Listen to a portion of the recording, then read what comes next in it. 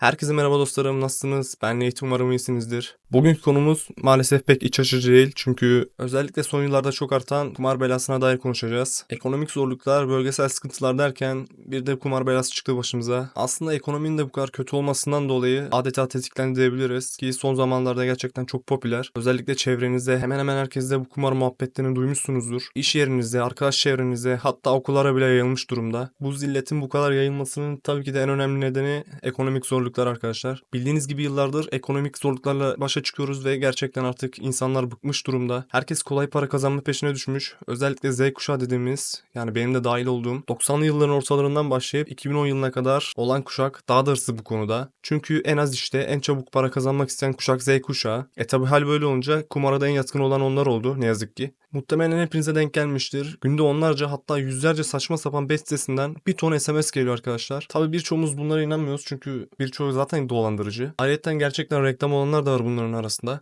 Böyle olunca aramızdan bazı arkadaşlar da bunlara kanıp tabii ki de bir şekilde kumara atılıyorlar. İşte her şey o an başlıyor. O illete bir kere bulaştın mı devamı her şekilde geliyor ve çok kötü yerlere kadar gidebiliyor maalesef. Bu arada bunları anlatırken bunları legal sanmayın. Devletimiz zaten birçok bet sitesine ve kumara zaten yasalarca yasak koymuş. Ama bence bu yasak daha da insanları cezbediyor. Yani bilmiyorum. Çünkü gerçekten de çevremde birçok insan ne yazık ki bu tarz bet sitelerinde veya kumar sitelerinde tüm hayatını bitiriyorlar. Ben de ufak çaplı bir araştırma yaptım ve maalesef bu şekilde hayatını bitirmiş birkaç kişiye denk geldim. Yani onların yazılarını okudum. İsterseniz konuya girmeden önce bu yazıları okuyarak başlayalım. Daha sonra biraz daha derinleştireceğim. Aralarında ne yazık ki polisler, askerler, savcıların da olduğu, yani bakın savcılar bile diyorum, yani yasak olmasına rağmen birçok kişi bu sitelere girip kumar oynuyor. Şimdi onlardan birkaçını size okuyorum. 35 yaşındayım, 8 yıllık memurum ve gelirim orta seviyede. Küçüklüğümden beri iddia oynarım ancak herhangi bir bağımlılık yapmamıştı bende. Dönemsel oynar, sıkılınca bırakırdım hep. Derken bundan bir yıl önce slot denilen illetle tanıştım. Slotun bağımlılık yaptığını çevreden duyar ama 20 yıldır aralıklarla iddia oynadığımdan buna pek aldırış etmezdim.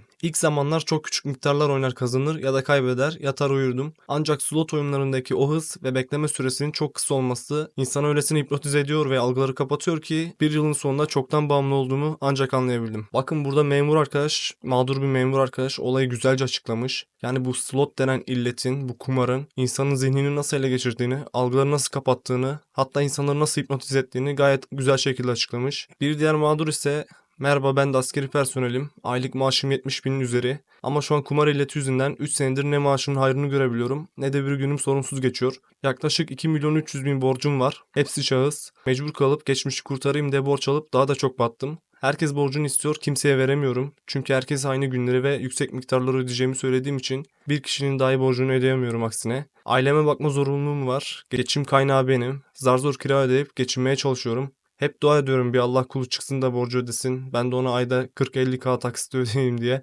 Başka türlü kurtuluşum yok çünkü o da nasip olmuyor. Artık psikolojim kaldırmıyor. Çok yakındır intihar etmem. En kötüsü de derdini utancından kimseye anlatamıyorsun. Hep içinde tutuyorsun. Biriktikçe dayanman daha da zorlaşıyor. Sizin sayfanıza denk geldim, yazmak istedim vesaire vesaire.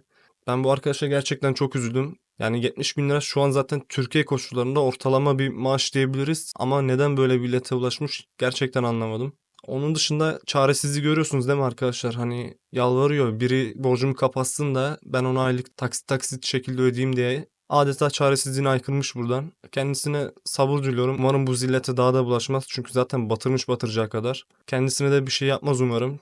Çünkü haberlere bile çıkıyor bazen. Bu kumar yüzünden birçok insan intihar da edebiliyor. Çünkü psikolojileri çok bozuluyor ne yazık ki. Allah hepsine sabır versin diyorum. Akıl da versin. Bir tane daha okuyacağım arkadaşlar. Bu da son olacak. Merhaba, ben de yazmak istedim paylaşımları görünce. Daha öncesinde herhangi bir iddia, kumar vesaire oynamışım yok. Ancak özellikle son bir yılda çok fazla para kaybettim. Bankaya kredilerim var 2 tane. Şahıs ve çevreden aldığım borçlar ile birlikte şu an 200 bin kadar borcum var. Kime neyi ödemem gerektiğini bilmiyorum ve borçlar yüzünden hem ailevi hem arkadaşlık ilişkilerim bozuldu neredeyse. Evli ve çocuk sahibi biriyim. Eşim sadece banka borçlarını biliyor ve diğerlerini bilmiyor. Anlatmam durumunda daha fazla sıkıntı yaşayacağımı biliyorum. Son çare tefecilere gidip borç almayı düşünüyorum.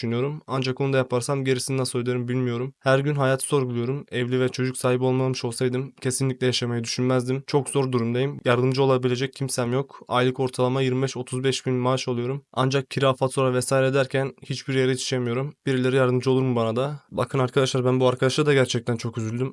Yani üstüne üstün bir de çocuğu varmış. Bir ailesi varmış. Kazandığı meblağ da zaten 25 bin 30 bin Türkiye şartlarında geçinmeye yetmeyen bir miktar biliyorsunuz. Allah sabır versin yani. Çok diyecek bir şey yok bu arkadaşa da. Umarım kötü bir şey yapmaz. Ki zaten o da ailesine dayanarak yapmadığını söylemiş. Hani ailesi olmasaydı şu an yaşamayı bile düşünmediğini söylemiş. Yani fark ettiniz mi bilmiyorum ama bu illete bulaşanların hepsi bir şekilde hayatına son vermeyi düşünüyor. Çünkü öyle bir batıyor ki artık verebilecek hiçbir şeyleri kalmıyor arkadaşlar. Yani size bunları okumamın nedeni bu illete bulaşmadan önce insanların ne seviyeye geldiğini görebilin diye. Belki aklınızda birkaç şey canlanır da hani en azından bu işe girişmiş birileri varsa veya girmeyi düşünen varsa vazgeçer diye düşünüyorum. Orada ben kendimden de bir örnek vermek istiyorum. Ben de zamanda bu illete bulaşmıştım ama öyle illegal falan değil. Hani bildiğiniz iddia oynuyordum. Size olayı fazla anlatmayacağım. Sadece kaybettiğim miktarı söyleyeyim arkadaşlar. O zamanlar asgari ücret 2000 lira falandı. Ben yaklaşık 40 bin liraya yakın para kaybetmiştim. Ve gerçekten hani o arkadaşların yazdığı gibi yaşamayı düşünmüyorum diyorlar ya. Gerçekten insan o seviyeye geliyor. O yüzden ne olursa olun kesinlikle iddiaymış, kumarmış hiçbirine bulaşmayın. Tabi bulaşmayın demek de olmuyor. İnsanın nefsine hakim olması lazım. O yüzden kendinizi kontrol edin arkadaşlar. Gerçekten bu işin sonu hiç iyi değil. Size daha bunun gibi birçok örnek verebilirim. Ama lafı fazla uzatmak istemiyorum. Çünkü hepsinin sonunu aynı olduğunu görebiliyorsunuz. Bence buradaki temel sorun insanlar neden kumara yöneliyor? Bunun önüne nasıl geçebiliriz? Bunu sorgulamak lazım. Aslında bu sorunun cevabı basit. Zaten hepimiz de biliyoruz. Tabii ki de artan yaşam maliyetleri ve ekonomik zorluklar insanları daha çabuk para kazanmaya ve daha çabuk zengin olmaya yöneltiyor. Hatta zengin olmayı da geçtim. İnsanlar artık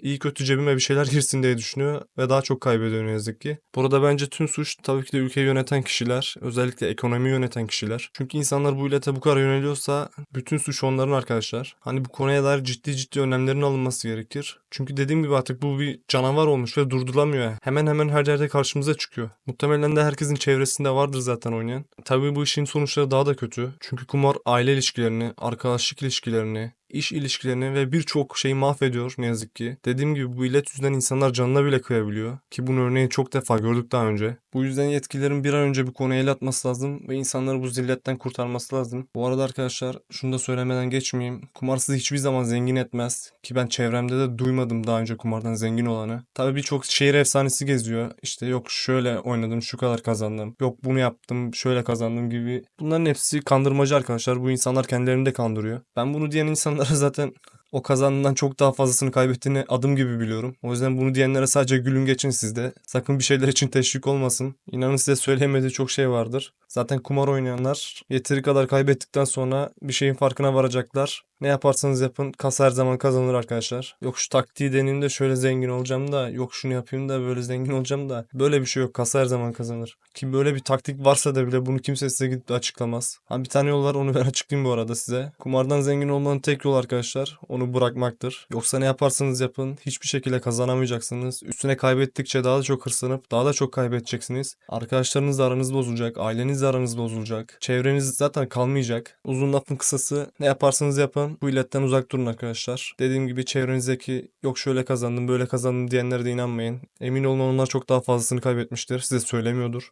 Bu arada sizin de buna dair bir hikayeniz varsa tabii ki de yorumlarda paylaşabilirsiniz. Hatta bu video toplumu bilgilendirme videosu olsun ve daha önce başı kumarla böyle ilgilenenler varsa yaşadıklarını anlatabilir arkadaşlar. Şimdiden hepinize teşekkür ediyorum. Anlatacaklarım bu kadardı. Kendinize iyi bakın. Görüşmek üzere.